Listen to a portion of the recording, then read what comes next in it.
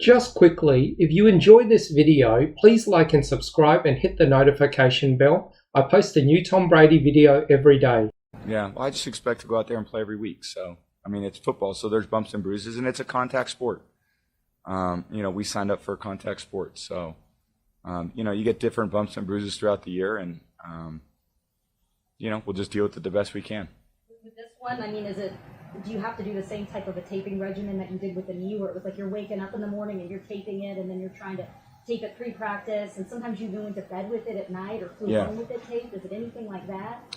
It's not. That was a pretty extensive injury, just in terms of the maintenance of it. It's just something I had to tend to every single day. So this is just, you play a game, you get hit, and, you deal with different bumps and bruises over the course of the year. It's just this bumps and bruise happens to be on my hand. So, like I said, I'm just trying to be preventative and precautious and be smart. It's only been less than 48 hours since it happened. So it's not like it's had 5 or 6 days to do its thing. But again, I feel confident I'll be able to go out there and do what I need to do. The greatest quarterback is Brady. Yes. If I had to win one game, I'd say Brady. And despite a thumb injury on his throwing hand, the ageless Tom Brady threw for 411 yards and 5 touchdowns versus the Dolphins Sunday in a 45-17 thumping. It's the first time, hard to believe, the first time in Brady's career that he had 400-plus yards in a game and 5 touchdowns, and that includes the playoffs, which is 351 total games. And oh, by the way, the 44-year-old ageless wonder leading the NFL with 1,767 passing yards. Brady and company will help kick off Week 6 in Philly as the 4-1 Bucs take on Jalen Hurts and company. How much do you enjoy going into an atmosphere like that in Philly? It's a different kind of fan base. Yeah, they do a good job. They love their team. So played there quite a few times over the years. And it's a great football stadium. It'll be a fun game Thursday night. And it comes quick, and I know we just finished, less than 48 hours ago playing. But you just got to, flip the switch in your mind, get ready to play another team. Put a lot of work in Sunday night, put a lot of work in yesterday. Obviously, busy day today, busy day tomorrow. Kind of getting ready all the way up to game time. And the good part is if you win, the time on the back end is really helpful, but you got to win. And last year we lost, so, we got to play good.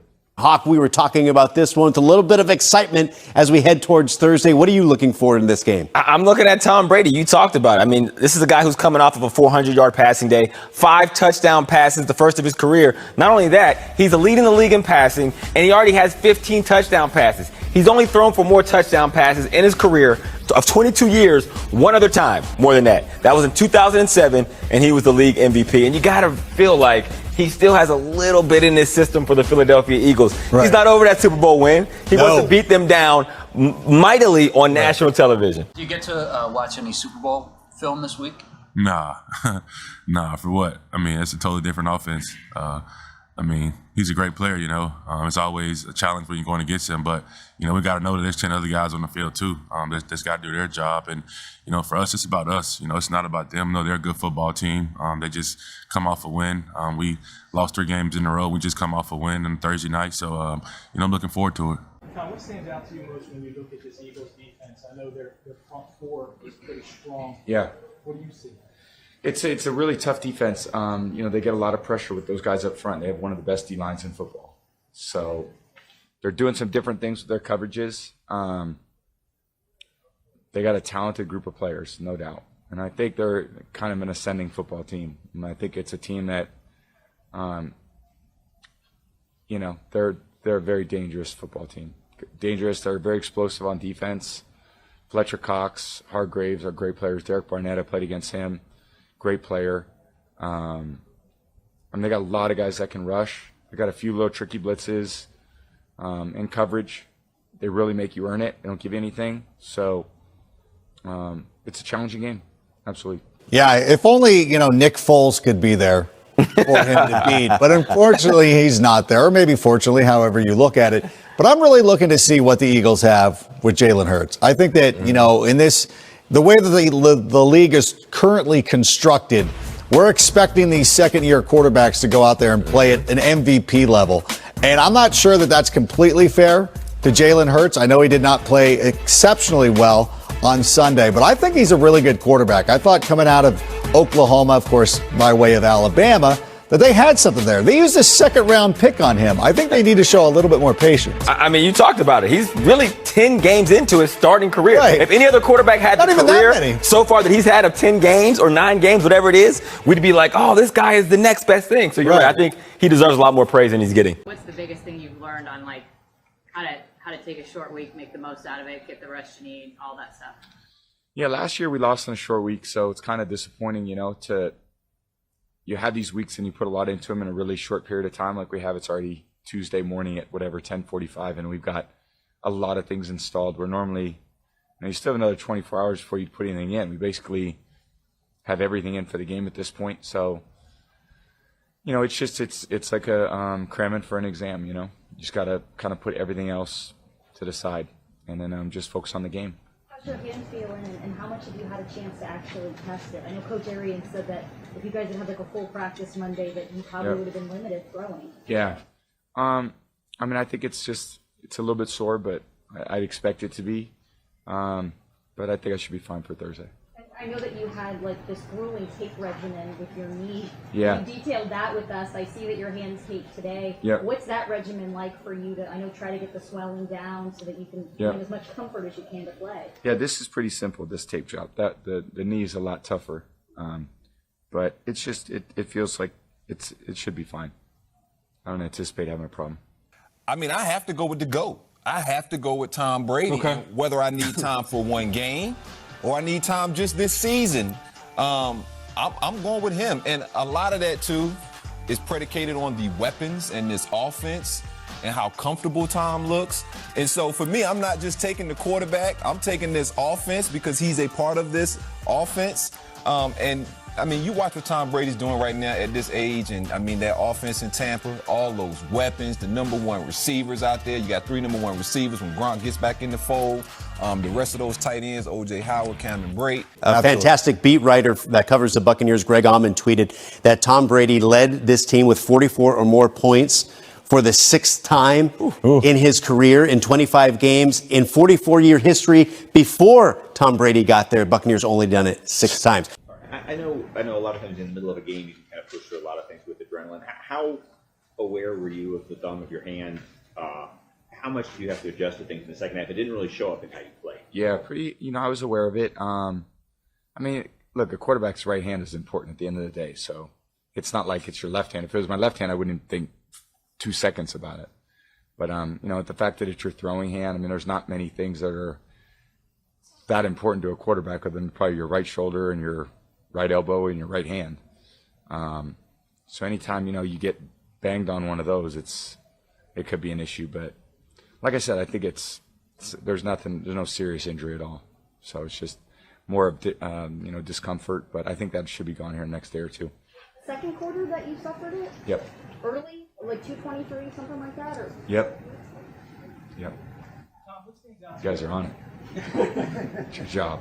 We listened to the podcast. Yeah, it was. I just want to make sure it was 2:23 into the second quarter versus 2:23 like remaining in the half. Yeah, I think it was remaining in the half. Hey, Coach. We really didn't get to see Brady out there for more than just a couple minutes today. Curious what he was able to do, if anything, in practice with the hand, if he was able to throw the ball. Same as yesterday. Everything was a walkthrough. The little bit he threw around, I didn't see any pain or anything like that. So, what are the challenges of facing Tom Brady with how fast he gets the ball off? It's always a challenge, playing against him. I played against him a few times, and for us up front, I think it's just being patient and getting them to those second and long, third and long situations where we can actually, Ralph's got to get down the field, but he's really good at taking the check down. He's really good at just getting the ball to who's open. So I think as long as everybody just get to the ball, rally to the ball, and get the guy down with the ball, we'll be okay. Bruce, Tom Brady's always been the guy, right, that throws to the open receiver. I mean, that's where the ball's going to go, or at least that's his intention. But in him learning your offense and seeing what those, possibilities are, I mean, how much more adept is he at it now of reading it, correctly more often than not? Yeah, much better, Rick. I mean, he has total understanding of it now. And, when he's saying things, there's pictures now. And I always say when a quarterback calls a plays, he's a picture. Last year, there were just words, and now there's pictures and he can think about coverage and he can put the whole thing together. And we're talking about 1.5 seconds, 2 seconds before all that has to happen. And he can do that now. Sometimes you're trying to force the ball to certain guys and, you recognize that there's certain players on the team that, are head and shoulders above everyone else. And I think we have a lot of really talented players, obviously, that have all made a lot of plays. And I think from my standpoint, you just, it'd be like being on a basketball team. And if you got to kick it out to a three-pointer, you kick it out there because he's open and he makes it. It's tough if you know that if you kick it out and he's going to miss it, you don't really want to pass it out there. So sometimes you got to in this offense, I just got to try to find a guy that's, got the winning route. And I know that he's going to come down with it and make the catch and make the play. And it's been really fun. I hope we keep playing like we did the other night. It's going to take a lot of work. It's one game, but I think we're showing some improvement, every week. Bruce, I know you had said it was kind of close to call on Rob Gronkowski. When would you know whether he could go Thursday, whether he'll travel with the team with you, that kind of thing? Probably after tomorrow, the final day, see how he does. And he's made really good progress. Thank you. You bet. We'll go to Sarah Walsh. If media have questions, please raise your hand.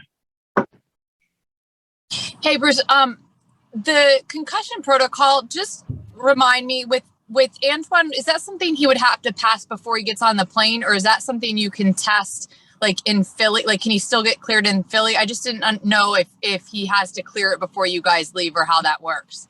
Yeah, if he can't clear before we get on the plane, we won't take him.